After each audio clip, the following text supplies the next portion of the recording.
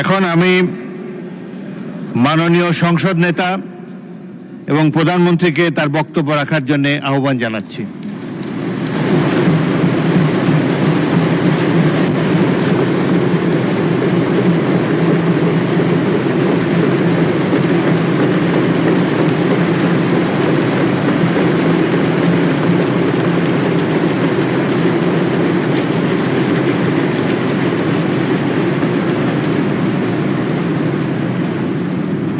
বিসমিল্লাহির রহমানির রহিম। মাননীয় স্পিকার, মাননীয় সকল সংসদ সদস্যবৃন্দ, আসসালামু আলাইকুম।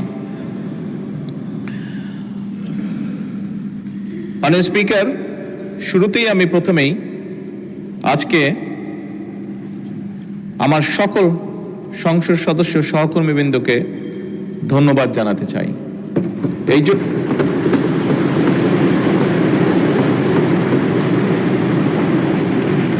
আমি এই জন্য ধন্যবাদ জানাতে চাই মাননীয় স্পিকার, যে আমরা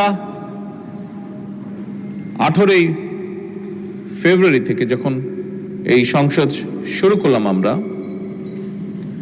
তারপর থেকে বিভিন্ন চড়াই উতরাই পেরিয়ে আমরা আজকে এখানে এসেছি। আমরা উভয় পক্ষ এবং আমাদের মধ্যে বিভিন্ন বিষয়ে আলোচনা হয়েছে, আমাদের মধ্যে বিভিন্ন বিষয়ে ঐক্যমত হয়েছি, আমরা আমাদের মধ্যে বিভিন্ন বিষয়ে দ্বিমত হয়েছে। কিন্তু তারপরেও আমি মনে করি, দৃঢ়ভাবে আমি আজকে এখানে দাঁড়িয়ে বিশ্বাস করি যে আমরা মনে হয় দেশের মানুষের সামনে একটি আশা তুলে ধরতে পেরেছি।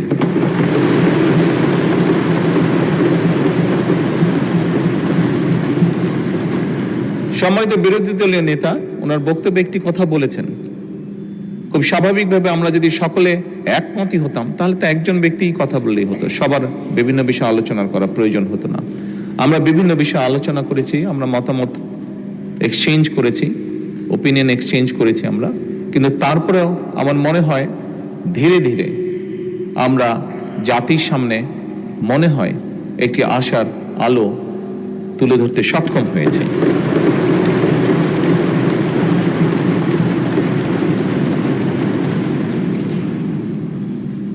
মাননীয় স্পিকার, আমরা যে কাজটি করতে সক্ষম হয়েছি এটা যে শুধুমাত্র আমাদের নিজেদের জন্যই করতে সক্ষম হয়েছি তার জন্য নয়, তা নয়।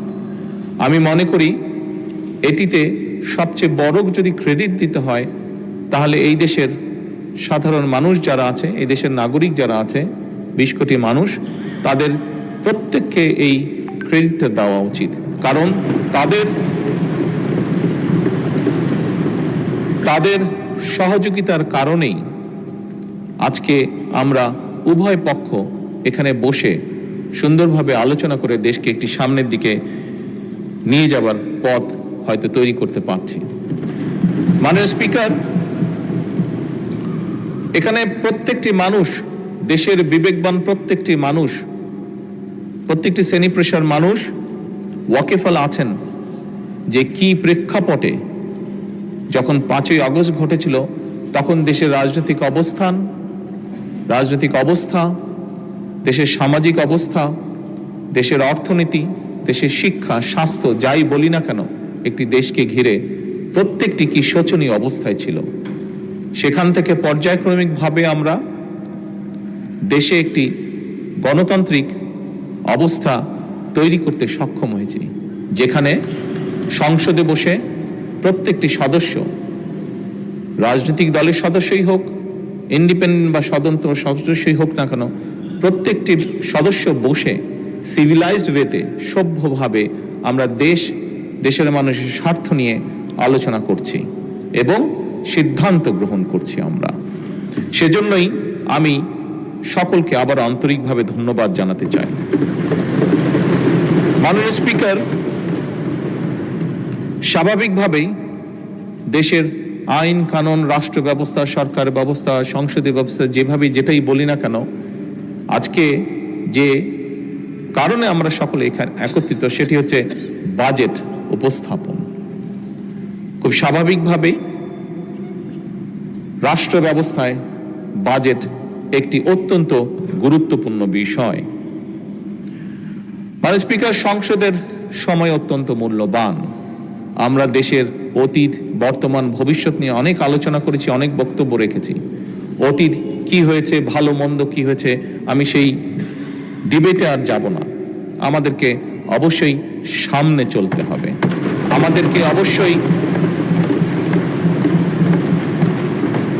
আমরা অতীতে দেখেছি দুঃখজনকভাবে একটি চিত্র বারবার দেখেছি আমরা, সেটি হচ্ছে যত না আমরা ভবিষ্যৎ নিয়ে আলোচনা করেছি তার থেকে বেশি আমরা অতীত নিয়ে আলোচনা করেছি।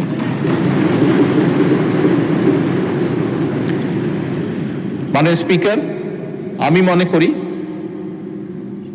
আজকে দেশের প্রত্যেকটি মানুষ চায় যে আমরা ভবিষ্যৎ নিয়ে কথা বলবো। সেজন্যই মাননীয় স্পিকার, এই যে বাজেট সেশন, এই বাজেট সেশনকে বিশেষ করে যেহেতু আমি সরকারি দলের সদস্য, সেই জন্য আজকে আমরা যে বাজেট উপস্থাপন করছি, এই বাজেটকে আমি একটি নামকরণ দিতে চাই, সেটি হচ্ছে জীবন বান্ধব বাজেট।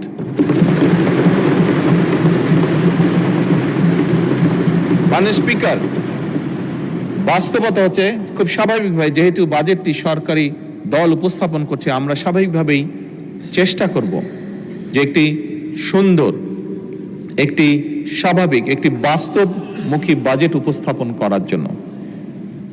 আমি বুঝি, আমি জানি, আমরা যে যত সুন্দর বাজেটই উপস্থাপন করি, যে যেটাই বলি না কেন, আমার মনে হয় এই কথাটিও বোধহয় মাননীয় বিরোধী দলের নেতা বলেছেন, যাই আমরা উপস্থাপন করি না কেন সবকিছু কোনটা দিলেই যে সবকিছু একদম ঠিক হয়ে যাবে তা নয়, তা নয়। বাস্তবতা অনেক কঠিন। তারপরে বিভিন্ন বিষয় বিবেচনা করে মাননীয় স্পিকার, যে বাজেটটি আমরা এখানে উপস্থাপন করেছি সেটি অবশ্যই আমরা চেষ্টা করেছি আমাদের সর্বোচ্চ দিয়ে, আমাদের সর্বোচ্চ বুদ্ধি, বিবেক, জ্ঞান দিয়ে আমরা চেষ্টা করেছি এমন একটি বাজেট উপস্থাপন করতে, যেই বাজেটটি শ্রেণী পেশা, সমাজের সকল মানুষ কিছুটা হলেও স্বস্তির শ্বাস ফেলতে পারে।